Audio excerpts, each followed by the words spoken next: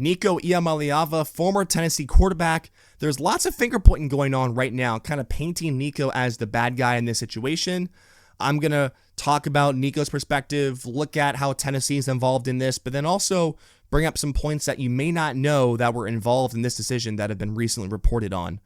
So let's kind of dive into this. Let's start with Nico's perspective.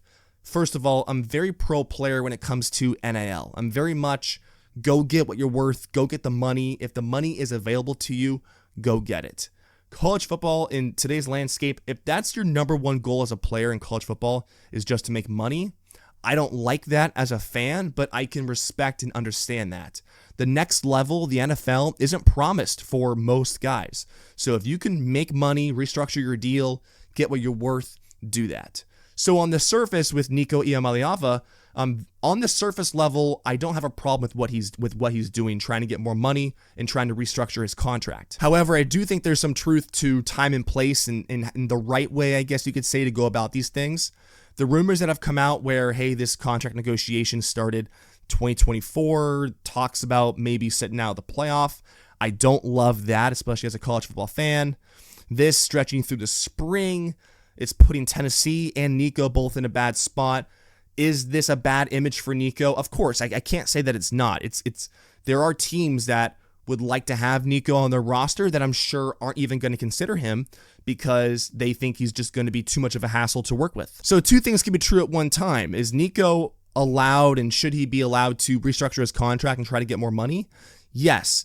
Is this kind of a bad look on his image at the same time? Yes. I also don't think it's just Nico's fault here. I think Tennessee has a little bit of blame as well. And blame isn't the right word. I'm not trying to put blame on any parties, but just trying to reflect on this situation and how this relationship severed. There's an article here from ESPN. In spring of 2022, Nico was a high school junior, and at that time, he agreed to a 4-year deal worth approximately $8 million with Tennessee's NIL collective. It included a $350,000 upfront payment, and that money was being paid out during his senior season in high school. And remember, this was 3 years ago. NIL then looked a lot different now. The NCAA was still trying to set up guardrails, so what Tennessee was doing at that time was bold, strategically smart, and other schools were being much more cautious with NIL, while the NCAA is trying to play catch up and have guardrails put in place. Tennessee just didn't care. Tennessee said, you know what? We see the direction where this sport is going and where NIL is going. We're going to make this massive offer to this high school junior, and we're going to try to get him. So if I read between the lines, it kind of feels like Tennessee was leading with NIL. And I think that's a bad precedent to set. You have to assume, especially over 2-3 years, as guys get better, as their value increases, as they play more, they're not only going to ask for more money, but market value increases, and they're going to ask to play for market value. And that's what Nico is reportedly doing here. This final season of his deal, or what would have been the final season of his deal with Tennessee, was going to pay him about $2.2 million. Nico, reportedly, according to ESPN, wanted $4 million, which is market value today for a big-time Power 4 kind of playoff-leading quarterback. If you don't think Nico's a big-time quarterback, that's your opinion. I'm not saying that he is or isn't. I'm just saying in the bucket of a big-time Power 4 quarterback, market rate, according to ESPN, is $4 million. So going back to Tennessee making this offer in high school, I mean, if you're setting this precedent of, hey, we're going to lead with NIL, we're going to pay you a ton of money, $8 million as a 17-year-old, come to school here, you have to assume that not only he's going to ask for more money and restructure the contract down the road, but also he's going to squeeze you for more money. He's not just going to ask for more money. So again, this is not pointing blame at Tennessee. It's not pointing blame at Nico. Part of this is, and there's more details coming out here, Joel Klatt recently just went on First Things First and said that there's more information and more to the story than what people realize. And Joel Klatt, we would probably all agree here, is one of the most trusted and one of the most glued in, I guess, insiders, you could say, when it comes to the media in college football. Joel reportedly said that he heard Nico wanted the offense to grow a little bit more throughout the spring.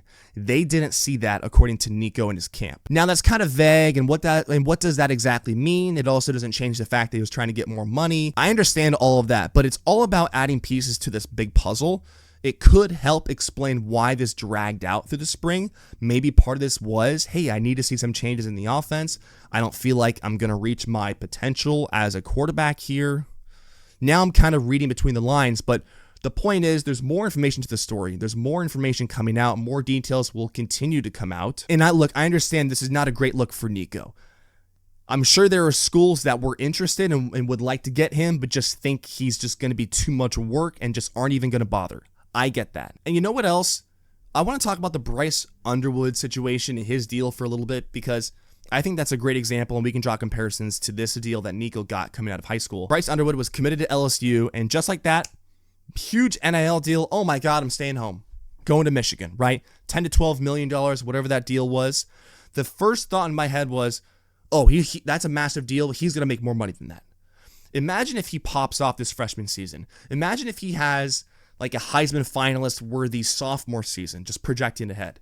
He is going to restructure his deal. He's going to ask for more money. The point is, in these huge NIL deals, especially at the time that you give them to young quarterbacks, especially, these guys are going to ask for more money as the years go on, as they become a bigger name, as they are trying to keep up with market value. They're getting better. They're performing at a higher level.